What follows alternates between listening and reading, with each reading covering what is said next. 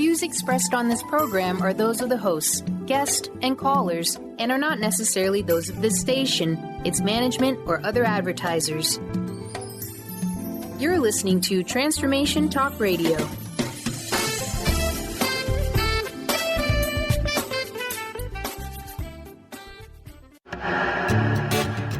Get fired up for Spirit Fire Radio with your hosts, Dorothy, Riddle, and Steve Kramer.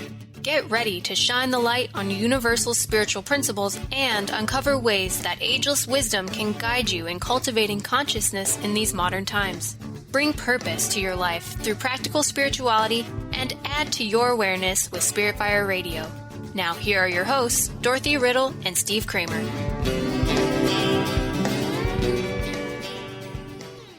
Hello, welcome to Spirit Fire Radio. It is wonderful to be with you for yet another episode. I'm joined with my co-host, Dr. Dorothy Riddle. Hi, Dorothy.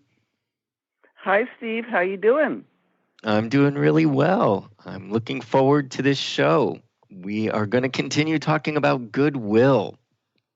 Yes. So last week was the introduction. We are starting a new month as of last week, and we're going to spend this whole month talking about goodwill, and I'm sure we're going to come up with so much fodder for thought and pondering, and hopefully for thoughts that will turn into actions, right, Dorothy? Right. That's the whole point. That is the whole point. So last week, we talked about goodwill. What is goodwill? We talked about being cooperative and this idea that goodwill is thinking of the common good and really not putting your own self-interest first, that it is kindness in action, and that really it's for the future. So we left last week talking about ways that you could generate goodwill in your life. And this week we thought it would be interesting to talk about the challenges. Why is goodwill sometimes challenging? And last week, at the end of last week's show, we said that, why not just try some random acts of kindness, pay it forward. And Dorothy, you said something so wonderful. You said, why not say to somebody that you really made my day with this action? And I put that to use last week. So I was, just share that little experience if you don't mind. Please do. Well, I had a very lengthy conversation with my phone company, and it had to do with internet and a lot of changes that could potentially disrupt our service, and didn't even realize, and this is at the retreat center, didn't realize that it could permanently disrupt our service because our phone company doesn't want to supply DSL service to our little hill town in Massachusetts, and are looking for a bigger company to come in and lay all the infrastructure for fiber optics. So in a sense, it's not worth it to them anymore to supply new customers with DSL. And potentially through all these discussions, if we disrupted our service, we would have not had internet any longer. And it would have been very challenging. And after talking to so many people, one person came through. The last person I talked to said, "Hey, I'm seeing on this work order that your internet won't be renewed."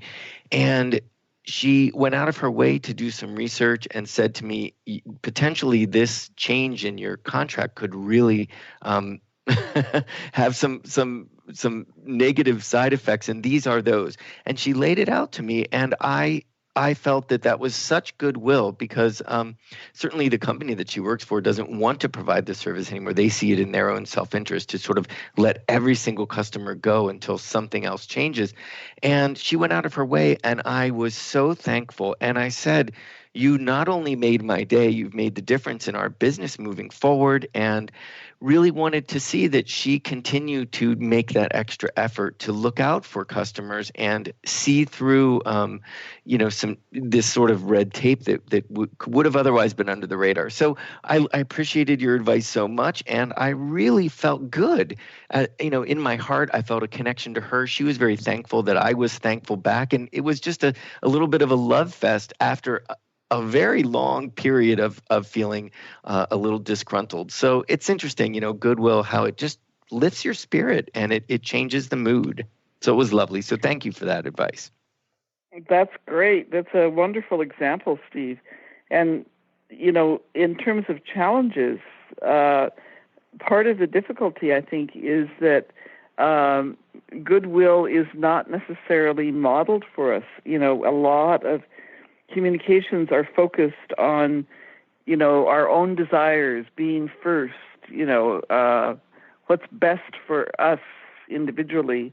And goodwill really requires a detachment from that and a thinking about the other person, which clearly this service person was doing, was putting herself in your shoes. And that's, for me, one of the ways that I think about goodwill, and acting from that perspective rather than just from personal benefit.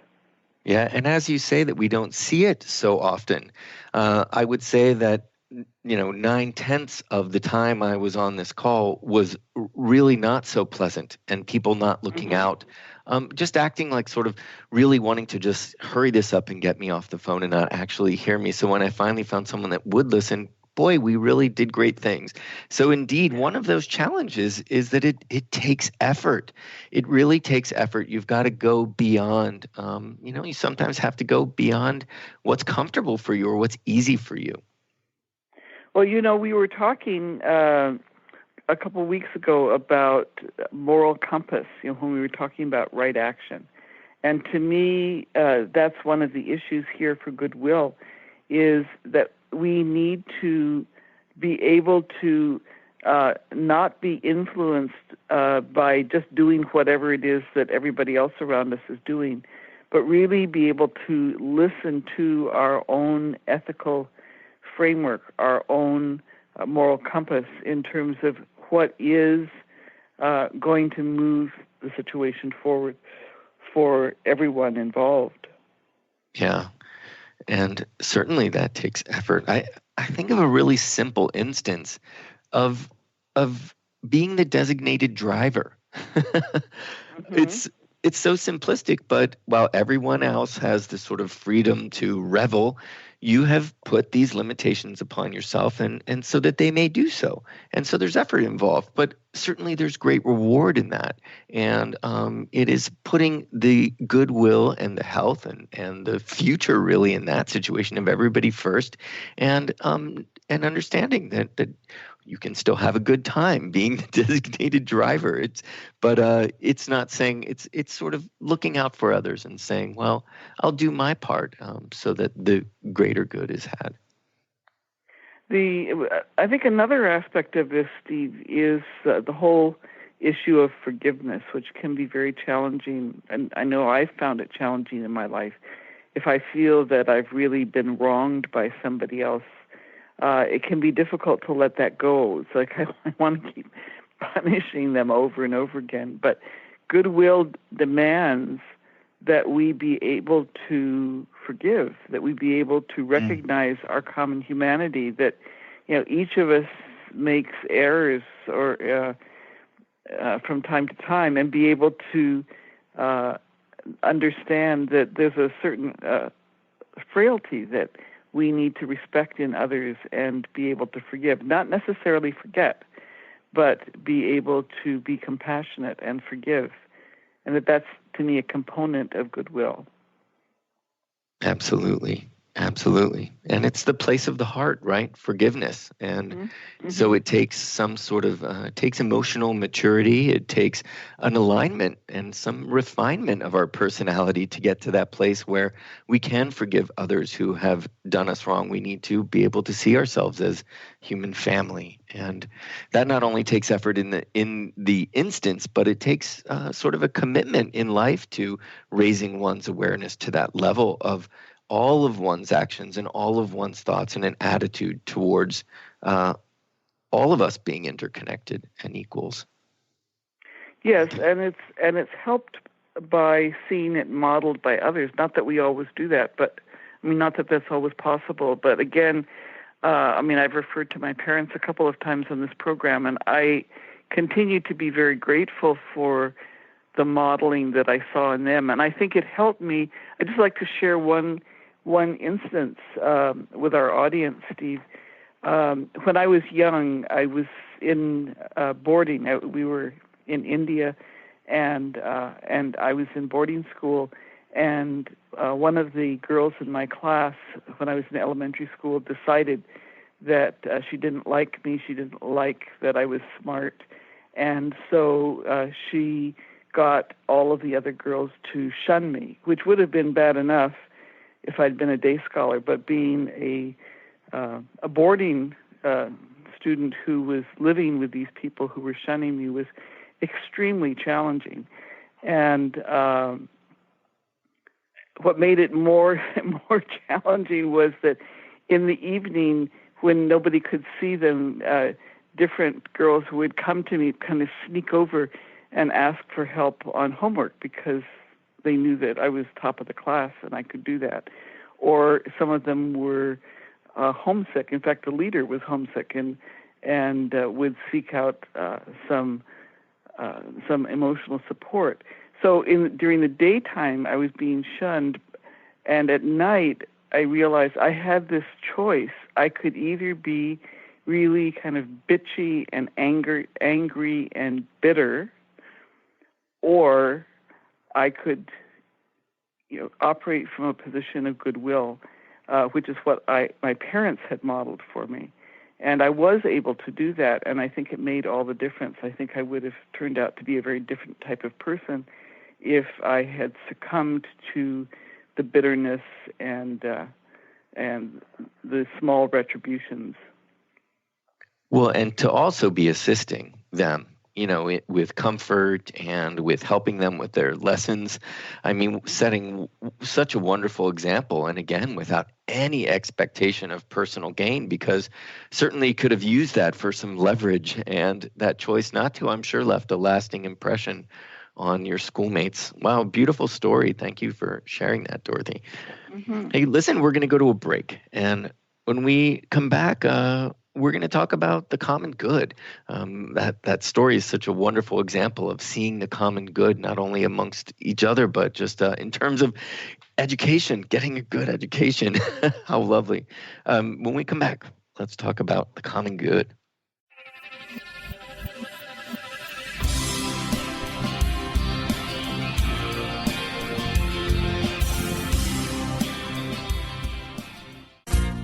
Are you ready to thread your life with intuition?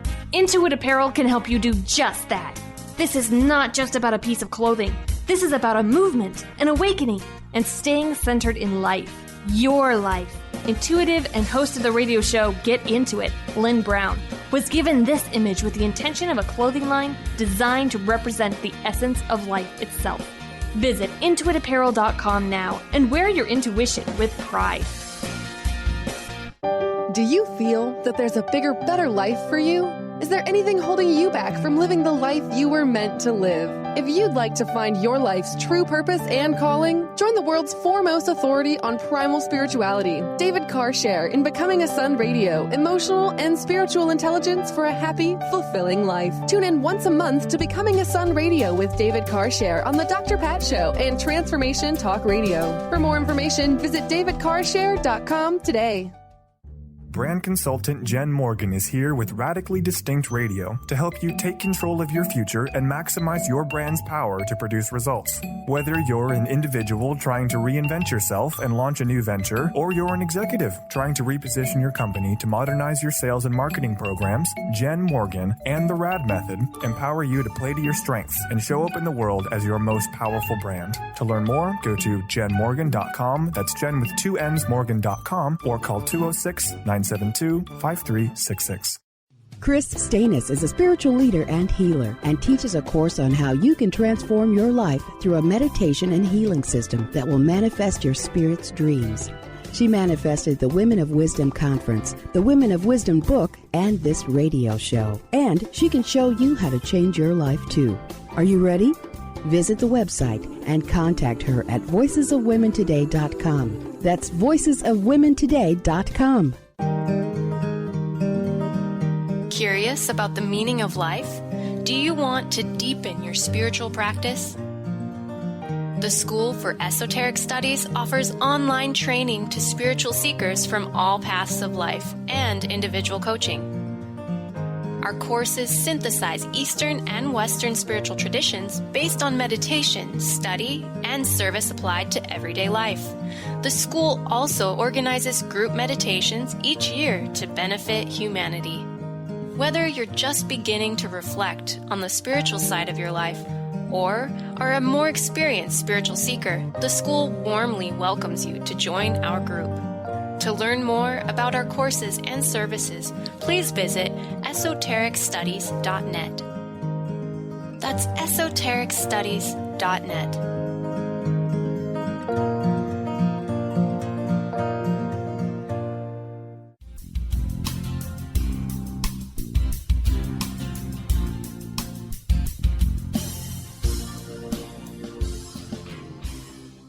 Welcome back to Spirit Fire Radio. We are talking about Goodwill for this show and, in fact, for the entire month of June. And this episode, we're talking about why Goodwill is challenging. And just before the break, Dorothy was sharing a wonderful story about some classmates who were, in a way, shunning her, not in a way, in every way, and then asking for help with studies and even some emotional support. I find that story just so wonderful and telling, and I would just love to hear a few more words, if you don't mind expanding a little more, Dorothy, because we've talked about Goodwill requiring this focus on the common good, and at such a young age to feel sort of a camaraderie, even though it had to be coming from, your own heart, from your own internal sense of connection, and what that would take to have the focus be on the common good must have been required quite a bit of effort when coming at you was not an example of that in any way. Would you like to say any more on that? Sure, Steve. I'm not sure it was camaraderie. I think really one of the things that I learned very young, whether it was my own personality, whether it was, entirely from my parents, but I learned very young that I needed to be true to myself. I needed, that whole moral compass concept. That there was a correct way to behave, and that was I didn't have the term goodwill then, but that it was from that kind of place. And I learned a couple of things from that were very important, which to me are illustrations of how practicing goodwill helps you learn, other things. One of the things I learned was to not believe stories that I heard about other people that were being shunned or bad-mouthed, because I knew what had happened to me and that what was being said about me was not accurate. And so that was a very helpful thing. But another thing that I learned was the importance of small gestures. First, in terms of what I was giving to other people, I knew that it made a difference to them, although in the light of day they would not acknowledge that at all. But I remember very clearly the day that this all ended, when a classmate of mine came up to me on the playground during recess and started talking to me, and I looked at her and I said, "You're going to get in trouble for talking to me." And she said, "I don't care. I think this is stupid. It's gone on long enough." Wow. And her willingness to talk to me just broke the whole thing apart. It just, and of course people went on as though nothing had ever happened, which was not the case. But her willingness to talk to me made a difference to me. And I think my willingness to be helpful to others is part of what laid the groundwork for her being willing to step forward and talk to me. So was she one of the ones that you helped directly? I did help her with homework. Oh, wow. So it really is. But for a year, she didn't speak. Yeah, she didn't speak to me during the day for a year, even though I was helping her with homework. It was one of the people I was helping. So it's just, I think, really important. You've used the concept of planting seeds. I think it's really important to remember that change comes in these very small gestures, that it really makes a difference. It makes a difference how we talk to other people. It makes a difference whether we maintain eye contact with them, whether we take the time and effort to establish rapport. All of these are bits and pieces of goodwill, and they all make a difference. Yes. Awareness. I just keep hearing awareness in this conversation, that it's so necessary to generate awareness of first oneself and awareness of the other. And just what a fine example of pure selfless giving, in that story. And I appreciate your sort of distinction of this idea of that it was really not about camaraderie, that really it was just following your own moral compass, your sense of self, which is somebody's asking of me and I have this to give, and I will do that because otherwise it would be against my true nature. So wonderful. I love that example. And I would say that whole idea of pushback, from the group, we often, perhaps maybe even our own moral compass, we feel thrown off, or that an action may not be well for us. But I know so many people will just go with the group. It's like herd thinking and group thinking. Makes me think of my brother when he was in college. He was part of a fraternity that stood up to hazing, and really laid the groundwork for making it that it was not acceptable and actually punishable by being expelled from the University of Pittsburgh when he was the president of his fraternity. And when you think of fraternities, goodness, that go back this history of hazing, and how easy it is to default to say, well, I went through this, so I'm going to put that upon somebody else. I'm going to enjoy myself. But he didn't find any of it enjoyable. So sort of to stand up, it sometimes doesn't feel good. It doesn't. You're going to get pushback, and so it can be complicated. Right. That's right. That is going to be difficult. And we talked earlier in this program about what's modeled for us. I feel compelled to mention what happened at the NATO meeting because I think that it's such a stark example.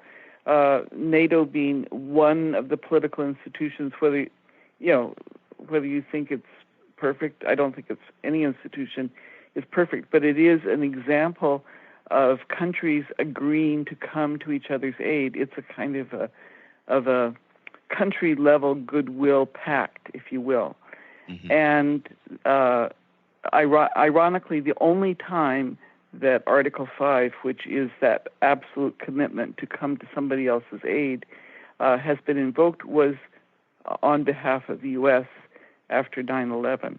So then we see President Trump going to the NATO meetings, refusing to say out loud that he does support that Article 5, making it very clear that it's U.S. first, and that he's only interested in helping others who will put his own, or the U.S.'s own self-interest first. And so now we have the statement from Merkel that Europe can no longer rely on the goodwill of the U.S. And I think that's just terribly sad. Yes.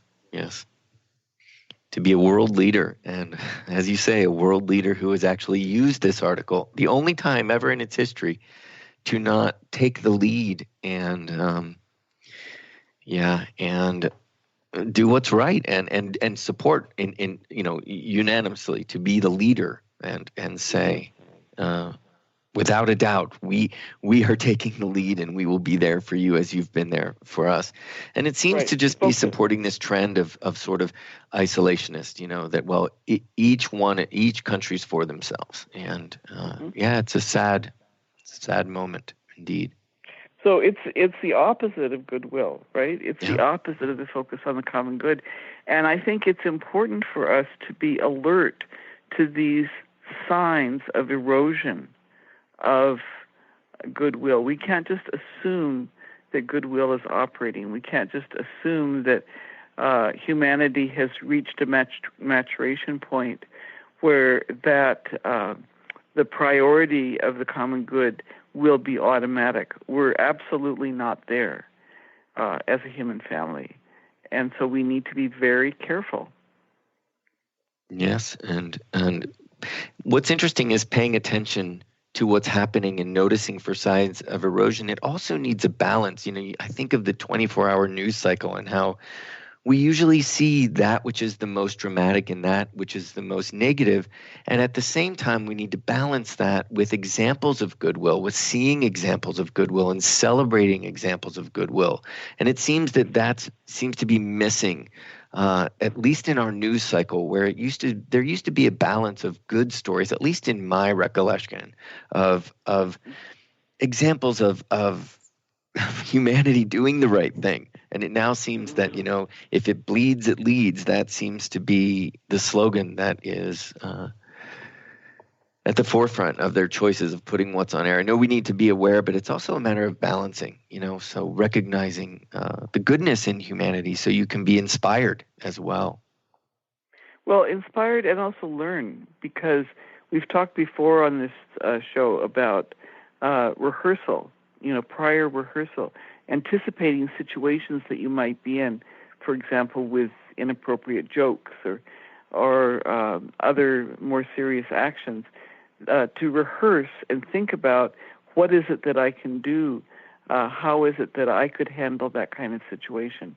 Yeah. So I'm with you. I think it would be wonderful if we got a balance, even if it was 60% bleeds, 40% goodwill, but lots and lots of examples of how to manage challenging situations. It was interesting, when there was that episode in Portland with the Good Samaritans being stabbed to death, who were trying to help the young women. There was one news article that I saw that outlined what are options if you see yourself in that, if you see that kind of thing happening. What are your choices about how you can respond? How can you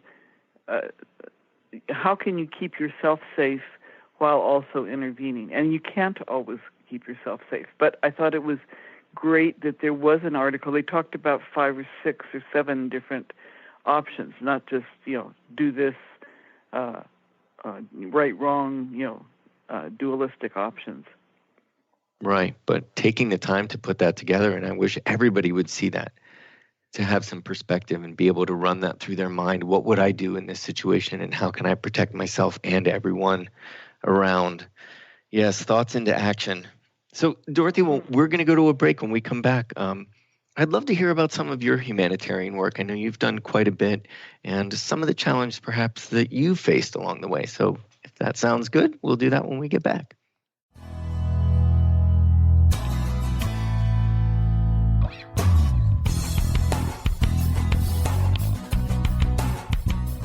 What is a brilliant culture, and how do we create them? Why are they important?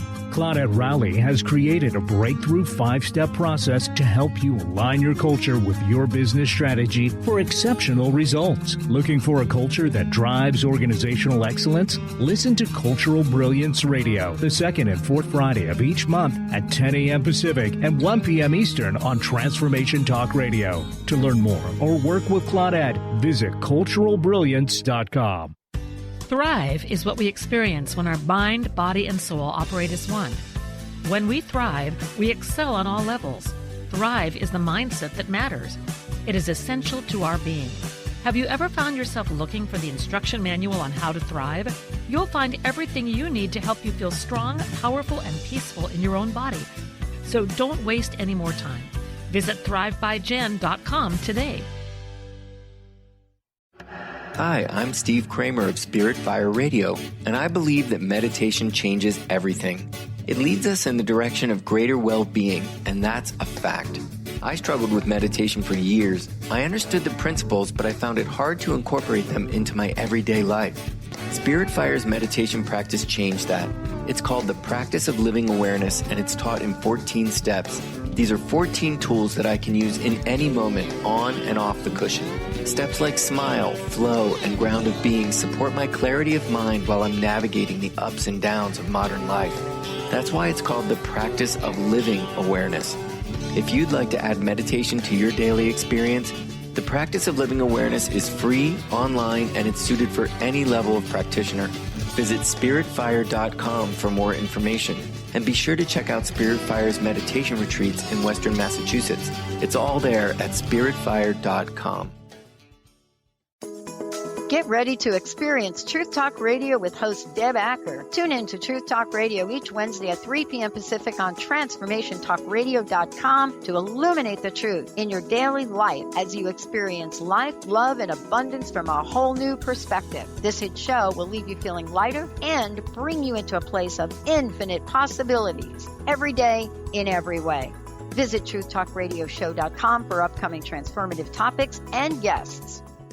Tune in to the hit show Mouthing Off with Chef Rossi. Chef Rossi mouths off about different subjects in pursuit of breaking down walls and opening up your minds. She and Dr. Pat banter back and forth, taking from the headlines of the day on subjects that reach beyond what goes on in the world into your hearts. And go to theragingskillet.com to find out more and let Chef Rossi know what's on your mind.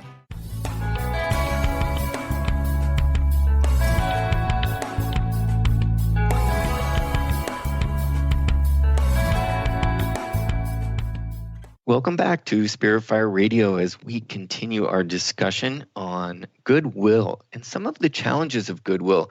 We've talked quite a bit about planting the seed and about change taking time. So certainly that can be a challenge to goodwill in that the results are not immediately obvious. The premise of goodwill is that you do something today and the benefits are received in the future. That's one aspect. Another aspect is that it's not only for oneself. It makes me think of Bruce Lipton. Bruce Lipton is he is a scientist and he's a writer and an amazing man who did work on epigenetics, which is a theory that our environment actually can change the structure of our DNA. And when he first said that, people just literally laughed him out of the room. Scientists were saying, that is just the most ridiculous thing we've ever heard. You are born with a code, and that code is yours for your lifetime. And diseases are yours because it's pre-written in the code. Not all of them, but genetic diseases. And he said no, that the environment can change them. And he did experiments. He showed them the examples, and they said, no way. And look, 25 years later, each and every one of those individuals came back, and they now are all publishing papers on epigenetics. It is respected, and it is factual. And he could have just thrown in the towel. He could have said, all right, my peers think I'm crazy. They're laughing me out of the room. But he stuck with it. So these things take time, and often there is a tide, or there is there are ideas that are in place. There are thought forms that are quite heavy surrounding what might seem like a pioneering idea. And so that brings us to some wonderful work that my co-host, Dr. Dorothy Riddle, has done. Dorothy, we don't mention this, I think, often enough, some of the work that you've done. The list is quite long, but one in particular that I'd love to talk about is the homophobia scale. I know you did some amazing work that led to great changes over time. And perhaps you would be best, since you're right here with us, to tell us about the Riddle scale and perhaps some of the challenges that you met along the way. Sure. Thanks, Steve. I had the good fortune to be on the task force of the American Psychological Association at the point in time in the early 1970s when the whole issue of whether homosexuality was a disease or not was being examined. And we were one of the groups that was critical in getting that position changed so that it was clear that that homosexuality was not a disease and should not be included in the diagnostic manual in that way. And at that time, I also I was doing a lot of social change work, and I became aware that there was there was a real need for work on homophobia, that people were nervous, they were agitated. I was living at that point in Arizona. There was conflict between the police and sheriff's officers and the public around this issue. There were also issues that churches were struggling with.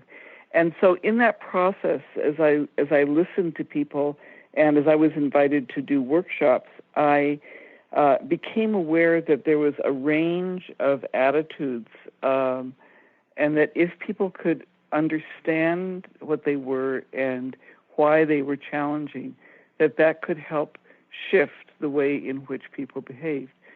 So, and one of the driving forces for me was to tackle the whole idea, the people that were saying, well, we're just all human together, there's really no issue.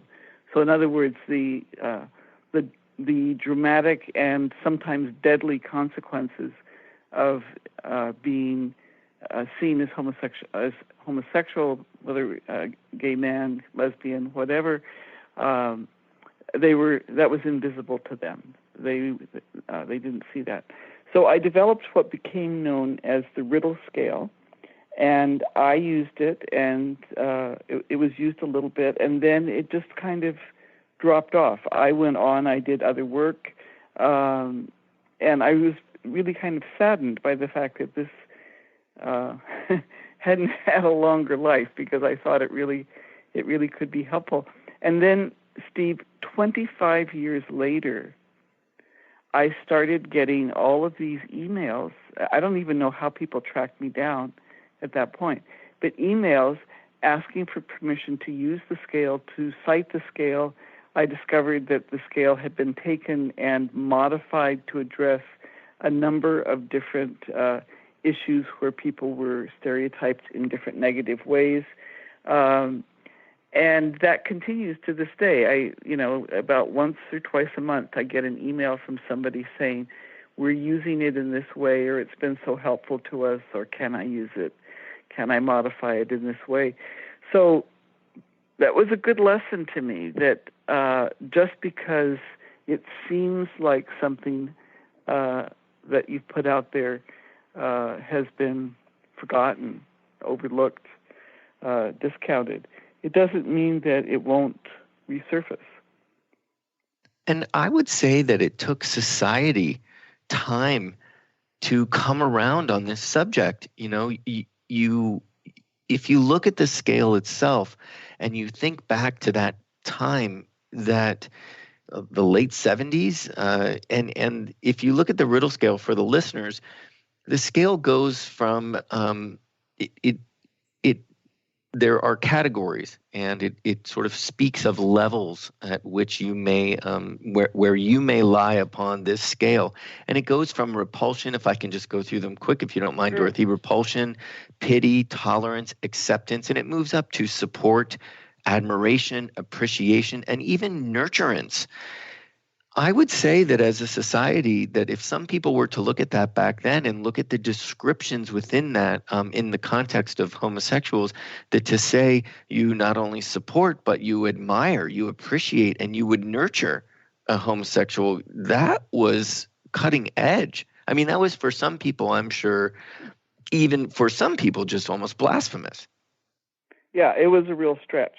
It was a real stretch. So, and not at all today, though, Dorothy. I mean, you look at this today and you see how far we've come, and people just were not ready for it. But goodness, you put that out there, you set that precedence, and you hope that is the highest oscillating vibration, and people resonate to it and rise to it.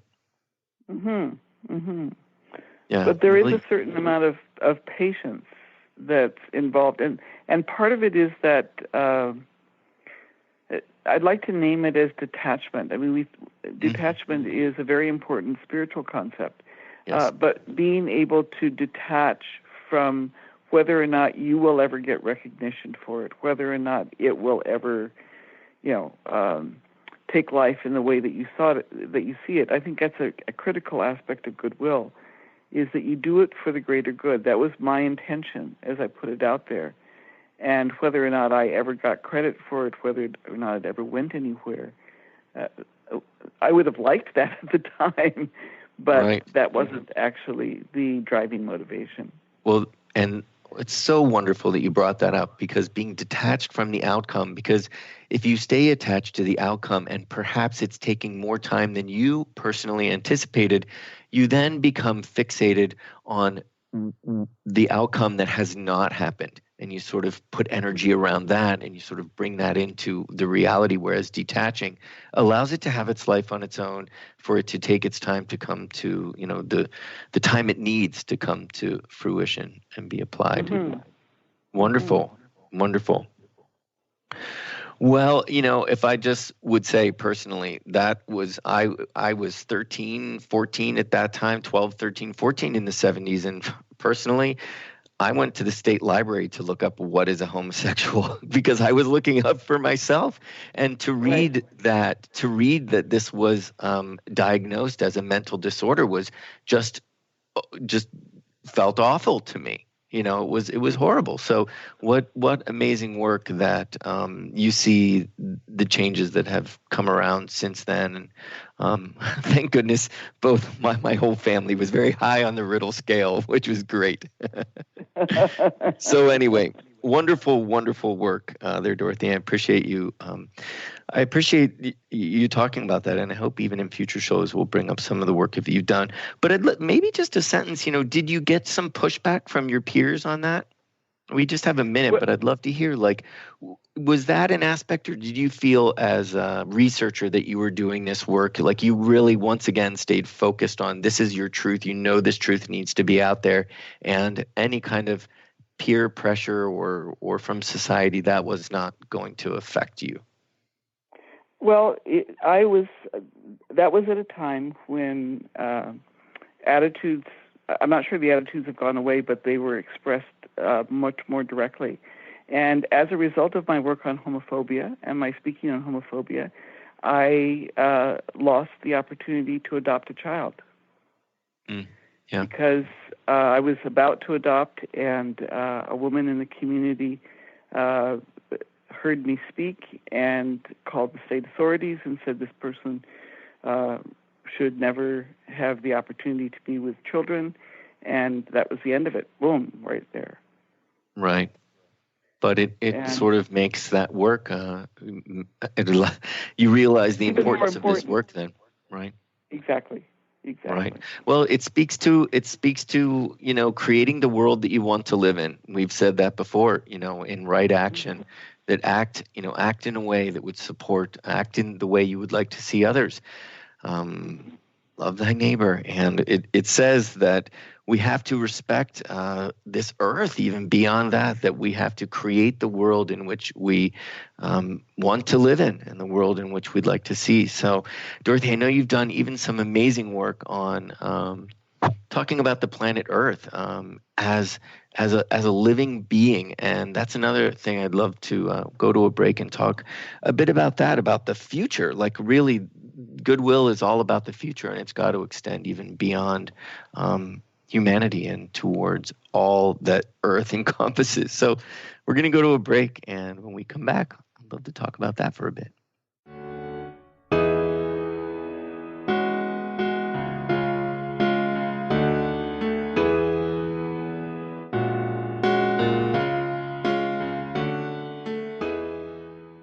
Gifted intuitive healer and spiritual teacher Sarah Luce brings her unique style to the hit show Small Steps, Big Breakthrough Radio on TransformationTalkRadio.com. Tune in each month as Sarah turns reality on end and shows us how to experience expansive results with simple yet powerful steps. Expect an enlightening bend on what you currently believe is possible. For show details and upcoming topics, visit sarahluce.com. That's SARALOOS.com. Awareness is universal. Establishing a living awareness through meditation brings peaceful, healthy, and creative well-being into your everyday life. The practice of living awareness, Spirit Fire's own meditation practice, is built on this belief and is designed for every level of practitioner. Each year, Spirit Fire hosts living awareness meditation retreats that allow you to explore the practice in depth at our retreat center in beautiful Western Massachusetts. Introduce yourself to meditation and the practice at the Foundation's retreat, Attend, in silence, a silent meditation retreat focused on mindfulness, presence, and nature, or be engaged with the meditation sittings themselves at the Deepening Retreat. Start adding to your awareness and attend a meditation retreat designed to cultivate consciousness in your everyday life. For details on attending a Living Awareness meditation retreat, visit upcoming events at www.spiritfire.com. Are you feeling stagnant or blocked in your love life, career, health, or finances? Experiencing difficulty focusing or setting and achieving goals? Tune in to Spiritual Diagnostics Radio with psychic visionary healers Carol Dorian and Justice Welling. Discover the cause and effect of unwanted patterns in life. Tune in every Tuesday at 12 p.m. Pacific on Transformation Talk Radio. For more information, visit spiritualdeed.com. Be you plus live your purpose equals joy. That's the motto of Unstuck Joy with Vicki Todd. Vicki believes you were born with gifts that are meant to make the world brighter. Each show will feature an art visioning journal prompt to help you create your way to soul clarity. If you're ready to get unstuck and create more joy, this show is for you. Tune in every month on Transformation Talk Radio. For more information, visit VickiWorldArt.com. Tune in to The Jen Royster Show, intuitive guidance to inspire your life, each Thursday at 8 a.m. Pacific and 11 a.m. Eastern on TransformationTalkRadio.com. This amazing show is an inspirational hour that will take you on an epic metaphysical journey to discover the spiritual approach to life's greatest challenges. Dr. Jen is an internationally known intuitive counselor, spiritual teacher, and energy healer. Call in for intuitive readings and visit JenRoyster.com for more information.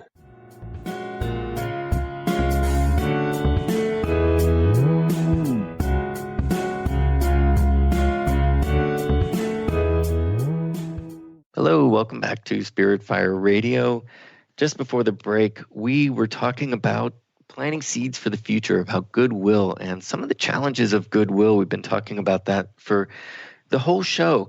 And really, it takes vision and visionaries and pioneers, people who are able to see the future and vision a world that is expanded and that we are building upon and that we are expanding and not contracting, that we're actually creating a better world for generations to come.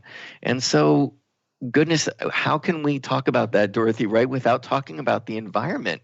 I mean, certainly, I think of one of the most simple choices in goodwill that we all can relate to was this move to not use plastic bags.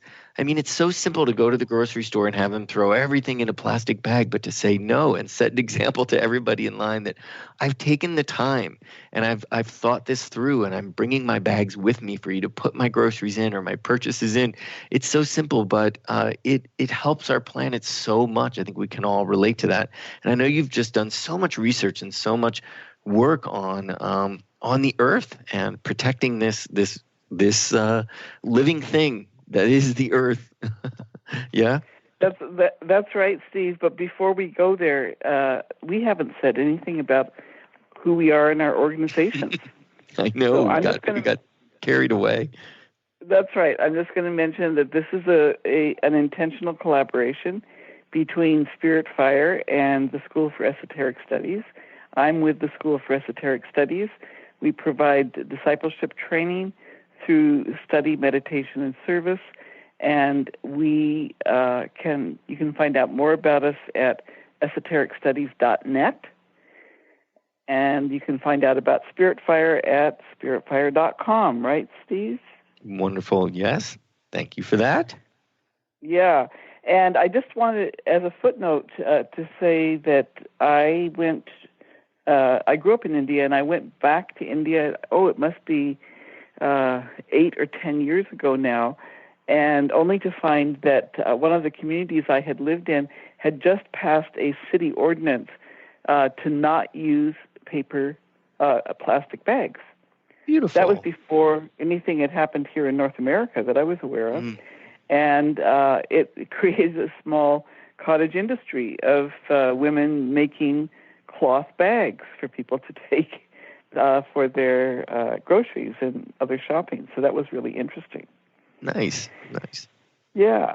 And Steve, I'm just going to dive in because this whole topic of goodwill beyond humanity is so critical. When we think about goodwill, we think about a focus on the common good. It has to go beyond, it has to challenge us in terms of our assumptions that we're the only intelligent being here. And there are a number of strands of this. In 2001, 1,500 scientists from over 100 countries issued an Amsterdam Declaration on Global Change that said, in part, the Earth system behaves as a single self-regulating system comprised of physical, chemical, biological, and human components, and went on to underscore the different ways in which the Earth, which some people refer to as Gaia,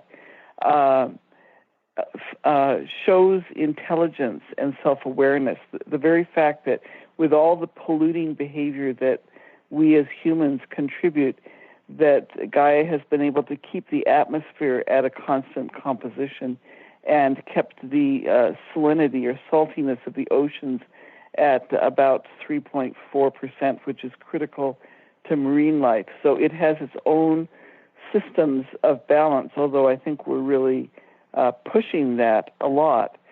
And there are some countries like Bolivia that have put into their constitutions that Mother Earth is an intelligent, sentient being. Bolivia has a ministry of Mother Earth. We can go into some more of those details. But the most critical piece here, which I know we're going to spend some time on next week, Steve, is recognizing that that our traditional attitude has been that anything that's not human is an object. And it's there for our pleasure, whether we think we can do whatever we want with the physical environment or with animals, with plants.